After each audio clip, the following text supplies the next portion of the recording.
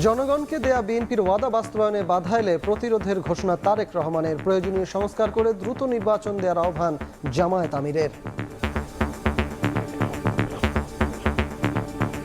জনগণের পাশে দাঁড়ানো শপথকে লক্ষ্যভ্রষ্ট করার জন্য যদি কেউ এমন কোনো অন্যায় করে থাকে তার বিরুদ্ধে প্রতিবাদ এবং প্রতিরোধ আমরা গড়ে তুলব।